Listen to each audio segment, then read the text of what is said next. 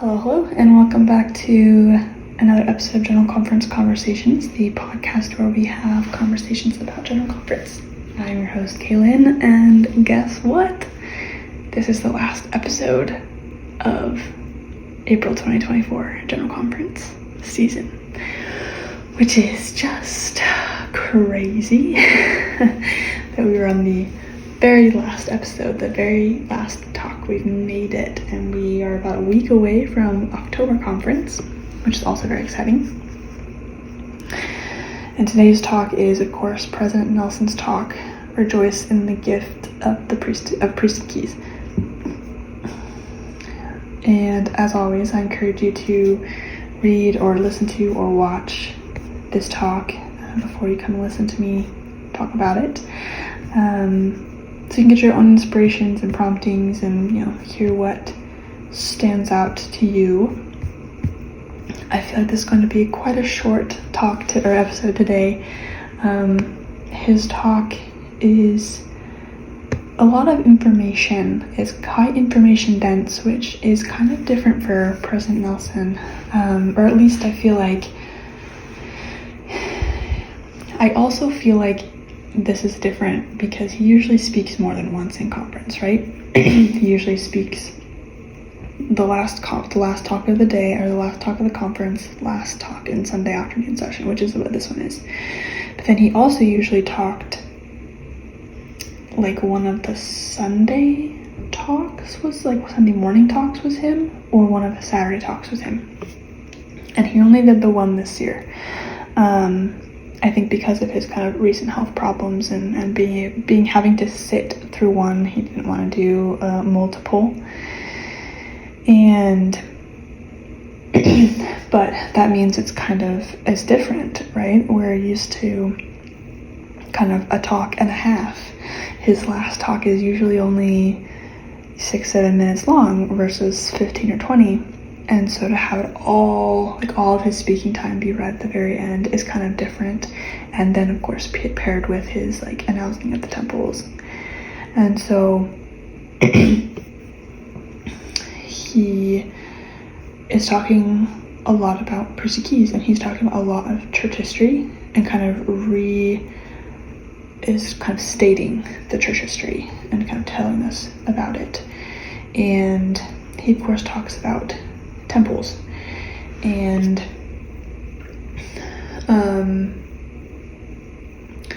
specifically the Nauvoo and the Kirtland Temple. And he talks about the Kirtland Temple, kind of what happened in the dedication of the Kirtland Temple, which is what talks about the Priesthood Keys and the restoration of the Priesthood Keys on that day. And so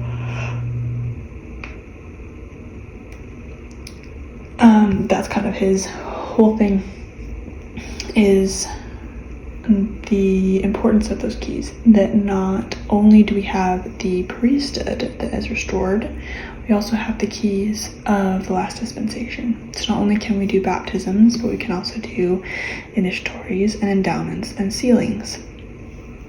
And all of those can be performed with the sealing power. And we also have the keys to the gathering of Israel and all this stuff, right?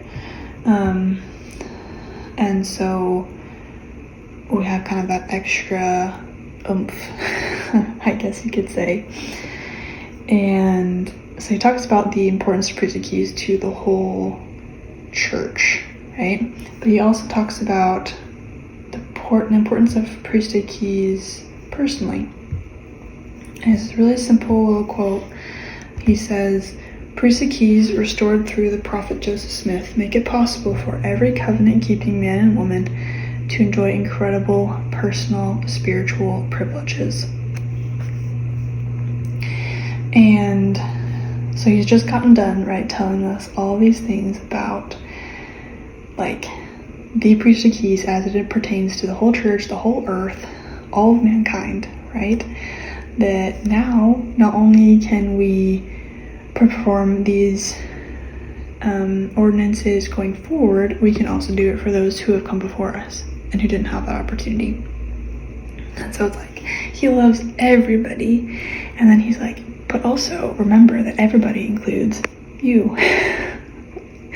And so those same promises of like gathering children and God loves all of his children and wants them all to come unto him and wants to be sealed to him, like literally have covenants and make promises, powerful promises with us, that pertains to you. That is also promised to you.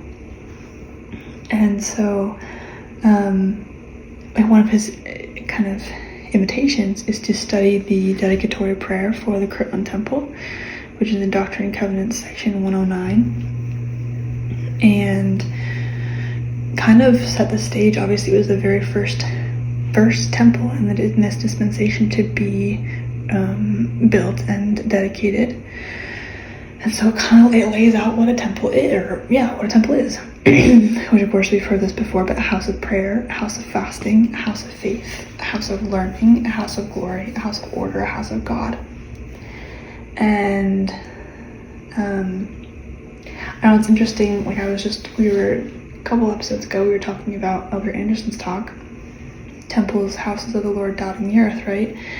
And talking about the purpose of the temple, how we sometimes put the emphasis on the building itself, or just going, rather than like, no, what are we doing inside the temple? What is the purpose of us going to the temple? It is to become closer to Christ. And so to have this list of like, it's a house of prayer and fasting and faith and learning and glory and order, and it truly is a house of God. And so we get to do all of those things. We get to pray, and I guess I've never fasted in the temple, but I'm sure you could. A house of, you have faith, and you get to learn, and you get to glory in God. It gets the glory of God, right? And the glory of us as his children. We get to see our divine worth. And it is a house of order. It's very structured and very predictable, which can be very comforting. And it truly is the house of God. Holiness of the Lord, the house of the Lord.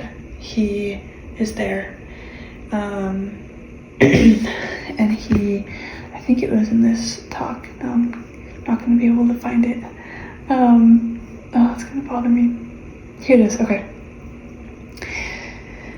When Christ visited the Kirtland Temple, he said, "I will manifest myself to my people in mercy in this house." And President Nelson goes on to say that promise applies to every dedicated temple. So it truly is the house of the Lord. He will manifest himself in mercy in the house of the Lord, in his temples. And so the rest of President Nelson's talk is about the blessings that we can see as we attend the temple. And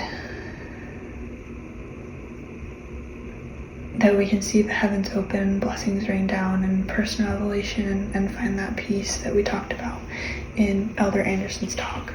And then, of course, he announces all of the temples.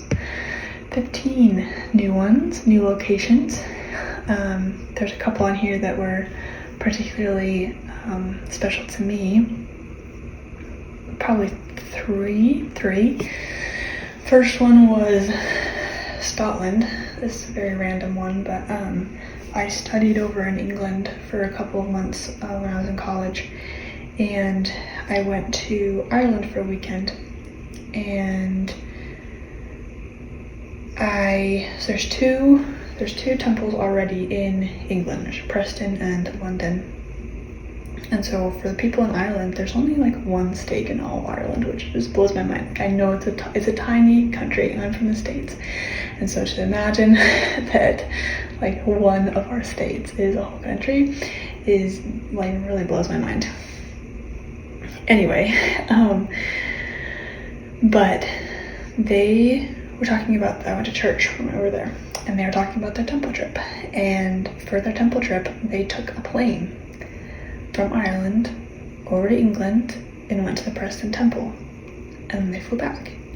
And that like really boggled my mind, mostly because the thought of like flying for such a short distance like really was weird to me.